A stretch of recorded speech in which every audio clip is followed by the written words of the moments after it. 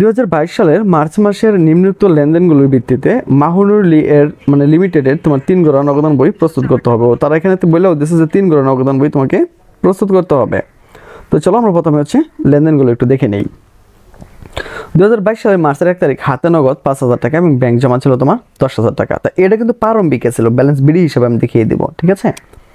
তারপর হচ্ছে আর তোমাকে একটা জিনিস মনে রাখতে হবে, মূলত যখন আমরা নগদান বইগুলো করি তখন কিন্তু বিপরীত জাবেদা হয় আর কি, বুঝছো, জাবেদাগুলো উল্টা হয়ে যায়।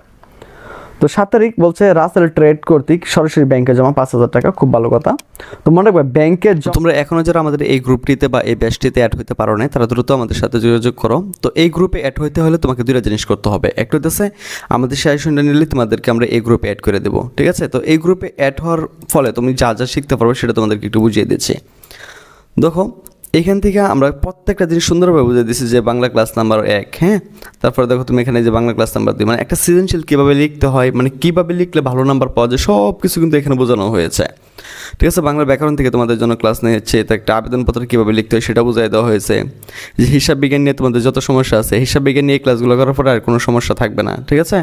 হিসাব বিজ্ঞান ভিডিও নাম্বার এই দেখো লেনদেন হিসাব সমীকরণ, তারপর হচ্ছে ভিডিও নাম্বার 4, মানে হিসাব বিজ্ঞান, বিজনেস, ইংলিশ, তোমাদের হচ্ছে ব্যবসায়, গণিত, হিসাব বিজ্ঞান, ইংরেজি, এইগুলা আর বাংলা সহ এত সুন্দরভাবে এখানে ক্লাস নেওয়া হয়েছে। যারা এখানে রয়েছে, ঠিক আছে, যারা এখানে রয়েছে তারা কিন্তু এগুলো খুব ভালোভাবে বুঝতে পারতেছে। আর তুমিও যদি পরীক্ষা ভালো একটি ফলাফল করতে চাও তাহলে সরাসরি আমাদের সাথে কন্ট্যাক্ট করো, আর আমাদের সাজেশন নিলেই তোমাদেরকে আমরা এই গ্রুপে অ্যাড করে দেবো। তো আশা করি বিষয়টা তোমাদেরকে বোঝাতে পেরেছে। তো যারা আমাদের এই গ্রুপে অ্যাড হতে চাও, মানে একটা মাত্র প্যারাগ্রাফ দিয়ে সকল প্যারাগ্রাফ কীভাবে লিখতে হয় সেটা তোমাদেরকে বুঝেছি, একটা মাত্র লেটার দিয়ে সকল লেটার কীভাবে লিখতে হয় সেটাও তোমাদেরকে বোঝানো হয়েছে এখানে। তারপরে ইংলিশ ভিডিও নাম্বার, এখানে গ্রামারগুলো তোমাদেরকে বোঝানো হয়েছে, তার পাঞ্চুয়েশন তোমাদেরকে বোঝানো হয়েছে, মানে সকল কিছু এখানে বোঝানো হয়েছে, হ্যাঁ। তো তুমি চাইলে কিন্তু এখানে অ্যাড হয়ে যেতে পারো। আর এখানে অ্যাড হওয়ার জন্য কিন্তু আমাদের কাছে অবশ্যই যোগাযোগ করতে হবে। সারা জীবন যদি এখানে রিকোয়েস্ট মানে রেখে দাও তাও কোনো লাভ নাই। সহজ কথা হইতেছে এটার জন্য তোমাকে আমাদের সাথে কন্ট্যাক্ট করতে হবে। জমা আর ব্যাংক থেকে উত্তোলন এই দুটো জিনিস যদি করা হয় তাহলে কিন্তু তোমার এখানে কোয়ান্টার এন্ট্রি হয়ে যায়, বুঝছো। অর্থাৎ এটা তোমাকে ডেবিট পাশেও লিখতে হবে, এটা তোমাকে ক্রেডিট পাশেও লিখতে হবে। আচ্ছা, তো তোমার মনে করলা যে অনেক সময় বললো যে এখানে একটা নগদান বই তৈরি করো, আর তোমাকে একটা নগদান বই তৈরি করতে বলো, এখন তুমি বুঝবা কেমন যে 2 গড়া না 3 গড়া। মনে রাখবা যদি তুমি বাট্টা নামক কোনো অপশন পাও, বাট্টা নামক যদি তুমি একটা লেনদেনও পাও, মনে রাখবা শুধুমাত্র বাট্টা হয় 3 গড়া নগদান বইতে, এছাড়া কিন্তু বাট্টা সহজে হয় না। তো আশা করি এই বিষয়টা তোমরা মাথায় রাখবে। যাই হোক, মার্চের 10 তারিখ পণ্য ক্রয় নগদে হচ্ছে তোমার 3,000 টাকা এবং চেক হইতেছে 2,000 টাকা। মার্চের 18 তারিখ দেনা মানে হচ্ছে প্রাপ্য হিসাব 5,600 টাকা, চেকে পরিশোধ করে 600 টাকা বাট্টায় পাওয়া গেল। আচ্ছা, 22 তারিখে যে কী হয়েছে, নগদে বেতন প্রদান করা হয়েছে 3,000 টাকা। 31 জায়গায় কী হয়েছে, ব্যাংক চার্জ 300 টাকা এবং ব্যাংক সুদ হইতেছে 250 টাকা। তখন আমাকে যেটা করতে হবে সেটা হচ্ছে আমাকে একটা গড় করতে হবে। তো আমরা সবাই জানি যে 3 গড় নগদান বইয়ের গড় হচ্ছে মূলত 14টা। তো তুমি এদিকে মাঝখানে বরাবর আলাদা করে এখানে 7টা করে ফেলবে, এখানে 7টা করে ফেলবে। তো তারিখ বিবরণ, রসিদ নং, খতিয়ান পৃষ্ঠা যেগুলো আছে এগুলো তুমি একটু ছোটো ছোটো করে নিও, না হলে কিন্তু আড়াইতে একটু ঝামেলা হয়ে যাবে। যাই হোক, চলো শুরু করে। তো মার্চের 1 তারিখ তারা আমাদেরকে বলছিল যে হাতে নগদ বা এগুলো আছে, এগুলো মানে বিগত বছর ছিল, এটা এই বছর এসে অ্যাড হবে। তো এটা অবশ্যই আমরা ডেবিট পাশে করে দেবো। তো দেখো একটু, তাহলে 5,000 টাকা, 10,000 টাকা নগদ, 5,000 টাকা ব্যাংক তোমার ছিল 10,000 টাকা। তো এগুলো আমরা দেখিয়ে দিয়েছি। এখন আমরা লেনদেনে চলে যাব। 7 তারিখ বলছে সরাসরি ব্যাংকে জমা দেওয়া হয়েছে। কী করছে, ব্যাংকে জমা দেওয়া হয়েছে। তো আমরা এটা একটু দেখে দেবো যে মার্চের 7 তারিখ রাসেল ট্রেড হিসাব, তো এখানে তারা 5,000 টাকা ব্যাংকে জমা দিয়ে দিয়েছে। তো আমরা দেখি পরের জাবেদাগুলো কী আছে। 10 তারিখ নগদে পণ্য ক্রয় 3,000 টাকা, চেকে হইতেছে 2,000 টাকা। তো এটা আমরা সরাসরি মার্চের 10 তারিখে চলে যাবো। এই পাশে দেখো ক্রয় হিসাব হইতেছে 3,000 টাকা আর নগদে, আর 2,000 টাকা হয়েছে ব্যাংকে। তো এরপর আমরা পরের লেনদেনটা দেখতে হবে। 18 তারিখ দেনা তোমার 5,600 টাকা হচ্ছে চেকে পরিশোধ করে 600 টাকা বাট্টা পাওয়া গেছে। তো বাট্টার একটা ঘর চলে আসবে। তো আমরা 18 তারিখে চলে যাব। দেখো প্রদেয় হিসাব 5,000 টাকা, 600 টাকা কি সে বাট্টা পাই গেছে, হ্যাঁ। আমরা পরের লেনদেনটা দেখি একটু। 22 নাম্বার বলছে বেতন নগদে প্রদান 3,000 টাকা। তো আমাকে এগুলো দেখাতে হবে 3,000 টাকাগুলো।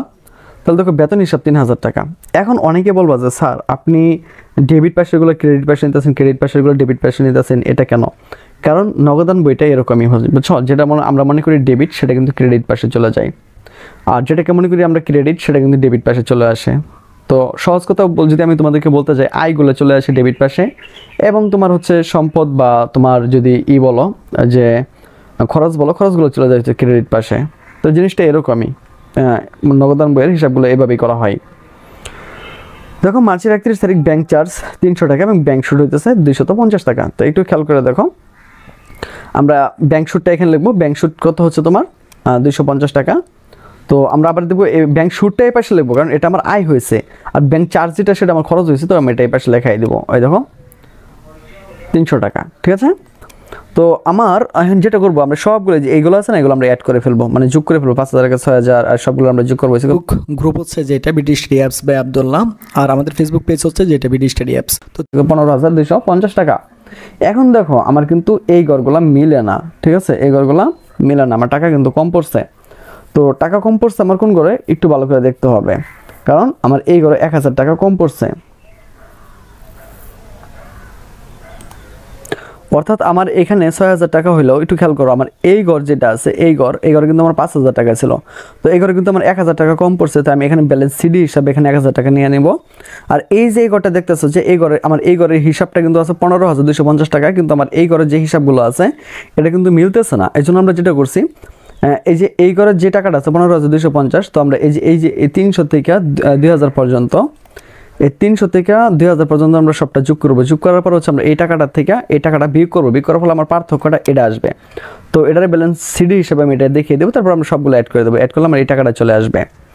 আর এই ঘরে যেহেতু আমি 1000 টাকা নিয়েছিলাম, তো এখানে আমি দেখবো, এখানে লিখবো পরবর্তী মাসের, হ্যাঁ মার্চের পর তো এপ্রিলের 1 তারিখ ব্যালেন্স বিডি হিসাবে আমি এই ঘরে 7950 টাকা দেখাই দেবো, যেটা আমরা এখানে নিয়েছিলাম। আর এই যে এখানে যে আমরা 1000 টাকা আনছিলাম, এটা আমরা পরবর্তী মাসে যারা ব্যালেন্স বিডি হিসাবে এই ঘরে 1000 টাকা দেখিয়ে দেবো। তো এইভাবে কিন্তু তুমি খুব সহজে নগদান বইগুলো করে ফেলতে পারবে। তো আমি তোমাদেরকে বলবো যে নগদান বইয়ের যে ভিডিওটা রয়েছে, তোমরা এটা অবশ্যই তোমরা 2 থেকে 3 বার দেখবে, তো আশা করি বুঝতে পারবে। আর যে কোনো সমস্যা হয় তাহলে তো আমি আছি। তো আজকে এখান থেকে বিদায় নিচ্ছি, কথা হচ্ছে আবার একটা নতুন ভিডিওতে। সে বন্ধু সকলে ভালো থাকো, সুস্থ থাকো এবং সাথে থাকো বিডি স্টাডি অ্যাপসের।